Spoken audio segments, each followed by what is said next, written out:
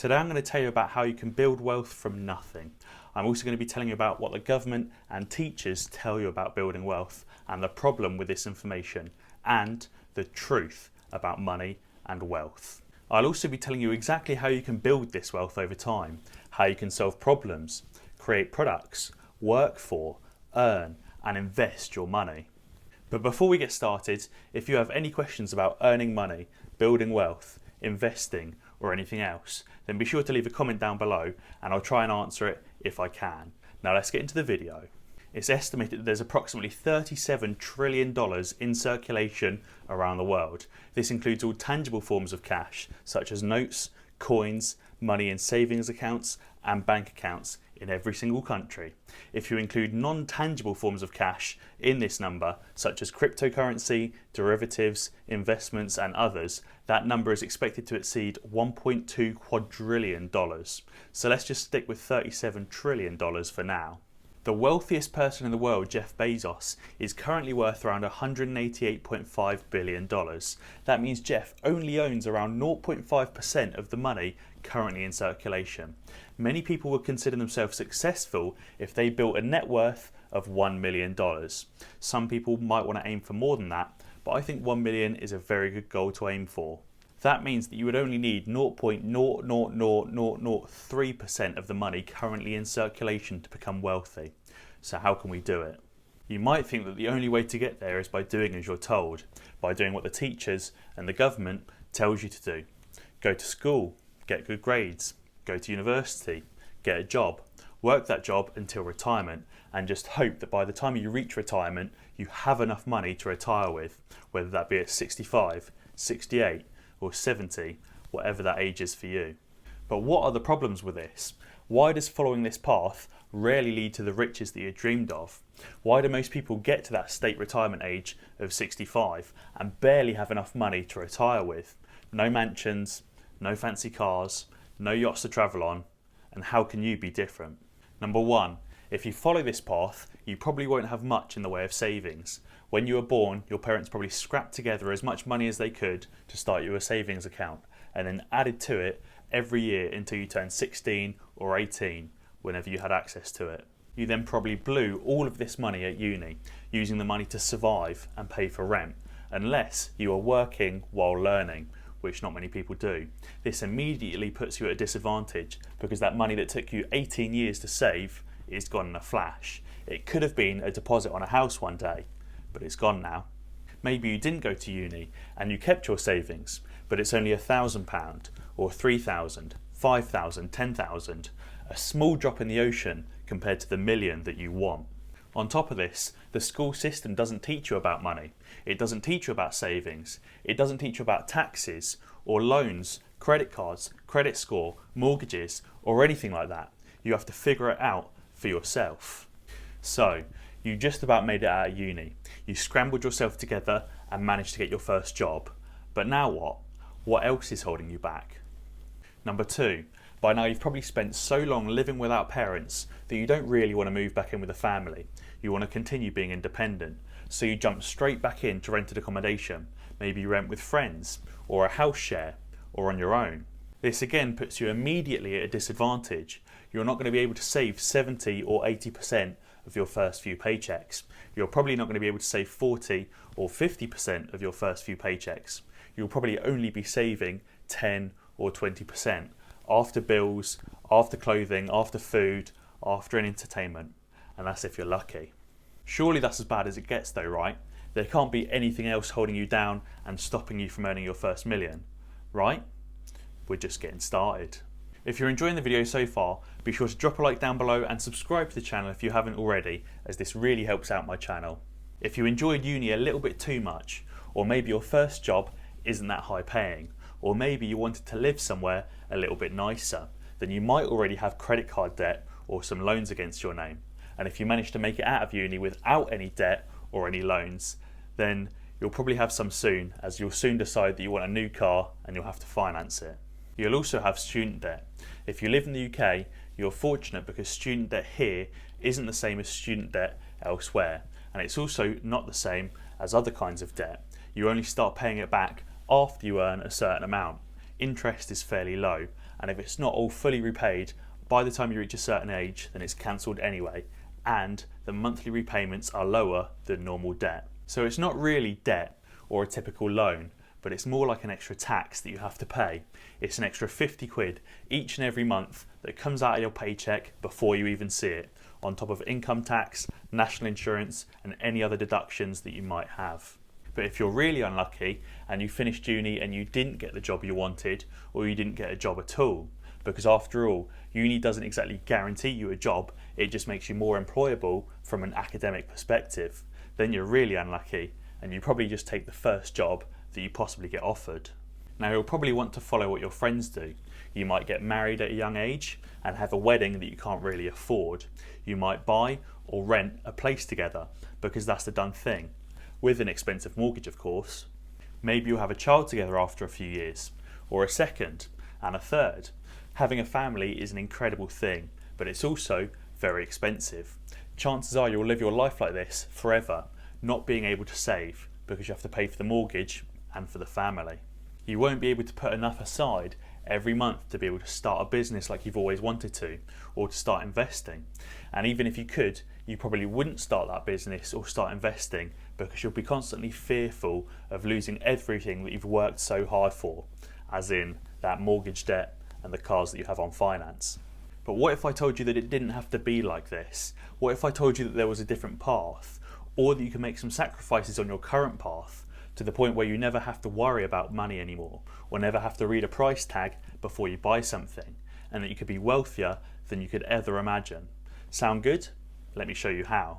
You might already be steadily uncovering the truth about money. You might have already realised that you won't be able to save your first million by working part-time at a shop or by being a delivery driver. If you earned £25,000 a year, it would take you 40 years to save £1 million, and that's not including any taxes or any expenditure over that giant time period. So therefore you can see it's pretty much impossible to save £1 million by working a regular job. So how can we do it? Now, you can build this kind of wealth by working a job, but it'd have to be a very high level job, such as high finance or investment banking, or a top paying sales career where you get paid largely in commissions. This way you could definitely save a few £1 million a year. But the main downside to this is that it uses up a lot of that precious resource called time. Getting to this point where you can earn high 6 or 7 figures from a career takes a lot of time, and it won't happen straight out of uni. It might take 10 years, 15 years, 20 years, or even longer. So you can see that it does take a lot of time and effort. By then you'll be 40 or 50 or 60, and you won't be able to enjoy this wealth the same way that you first thought. You really ideally want this wealth when you're in your 20s or 30s, because then you can buy those big mansions, those fast cars, and take those crazy holidays. And if you're like me, you're probably impatient as well. So how can we speed up that process? If you've made it this far in the video, then be sure to comment down below saying I'm impatient, so that I know that you've made it this far into the video. The standard equation for making money is that money equals salary from your job, and salary from your job is hourly rate times hours worked. So therefore, if you want to earn more money, you have to work more hours or get promoted and get a higher hourly rate. Therefore, you have to put in that effort and that time to earn more money. But self-made billionaires like Jeff Bezos, Mark Zuckerberg and Elon Musk aren't using this same formula. They're using a completely different formula, and that's that money equals value. If you bring value to society, you will be rewarded handsomely. Let me give you an example. It may sound mean, but society doesn't value somebody that works in a clothing store because the job can be done by anyone. You'll know just how little you're valued if you work in retail by the way customers treat you. Trust me, I've been there. It's not fun. But on the flip side, we have people like accountants and surgeons that are valued higher by society, and they play an important role, and therefore they're remunerated well. But we also need to take into the mix demand as well. Take a footballer, for example. Some members of society will value a footballer very highly, but some members won't. But what you can't argue with is that the demand is there. The seats sell, the pay-per-view events sell, the merchandise sells, the advertising space sells, and therefore the footballers are remunerated very, very highly. But what happens when you combine all of these things together? What happens when you solve a problem for society? What happens when a solution is very highly regarded and in very high demand? Well, the rewards are bigger than you could ever imagine. Let's look at Jeff Bezos, who brought the local high street to your sofa. This solved society's problem of being lazy and not wanting to go out, and the demand for it was off the scale. That's why he's one of the wealthiest people in the entire world. Mark Zuckerberg effectively brought the outside world into the palm of your hand, allowing you to share your experiences with people all around the world, posting photos and updates to everyone all at the same time from your phone. So how can we practically put this into action? Firstly, you need to stop going out there and chasing money, or trying to find a job that pays the most, or trying to think of a business idea that could earn loads of money. Instead, you need to go out there and look for problems, or frustrations, or wishes, or issues that you could solve. Once you've found a problem that can be solved, you then need to consider if it's worth solving. Will the solution to this problem be valued highly by society? Do people need this solution or not really? Is this solution going to be available for lots of people or only a few people? Once you've found a problem that you can solve and you've figured out that it is worth solving, you then need to consider if you can solve it on a large scale or a small scale. Having people come to you for a solution isn't good because you can't scale up that solution. You need to find out a solution that you can give to people anywhere around the world. Being a personal trainer where people come to you to solve their problem isn't good because you can't scale up that solution. You can only train a few people every day. Same with being a nail technician or a hairdresser or running a singular restaurant. These aren't good because you're not providing your solution to people.